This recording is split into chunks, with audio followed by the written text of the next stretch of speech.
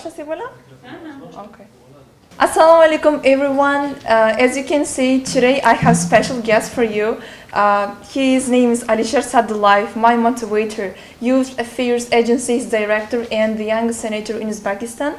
Welcome Alisher Sadullaev to our studio. We're happy to see you here. Thank you for welcoming me here in your studio. I'm very proud to be here and to be your guest on a very interesting interview. Thank you once again. Thank you for coming. So, on today's discussion, I have just questions prepared for you. They are like about everything. So, all right. If you just don't mind, I will start with questions. For sure, for sure. So, like everyone has a mission in his or her life. So, what is your life mission? I think a lot of people have different missions that they probably pursue in their life, but my mission is, I believe, is something that is one of a kind. That is to drive the nation's youth to more enlightened society.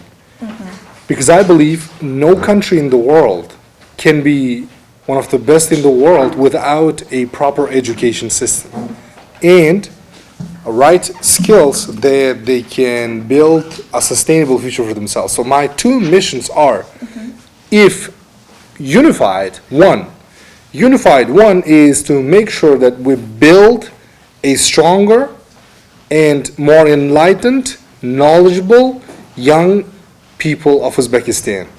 First. Second is to make sure that these young people are equipped with two important elements of success. First, knowledge. Second is skill. So my goal is to make sure that I bring these two skills together to bring Uzbekistan's young people to the next level of our development. Thank you for a great answer.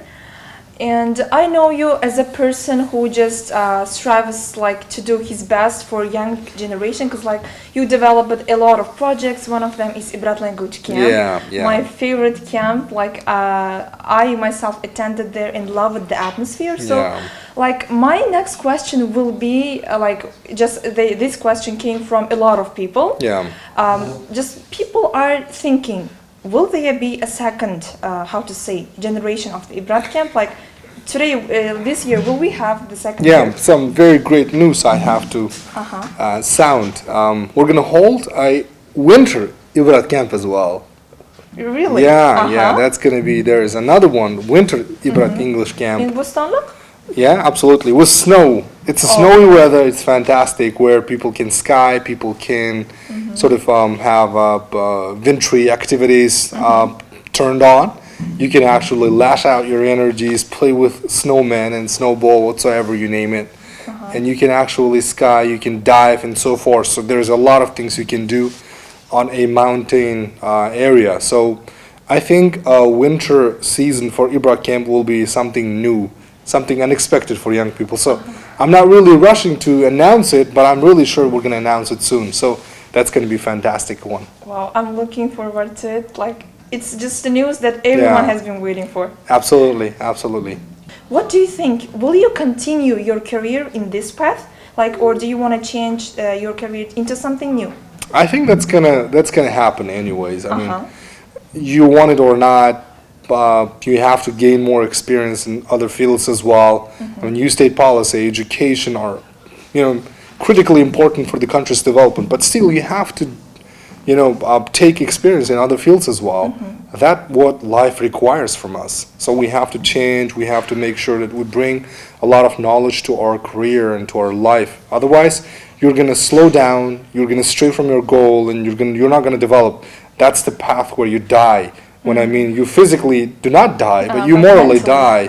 You morally, because you have nothing new, you have no plans, you have no anything to share with other people. You're all already stabilized in one system.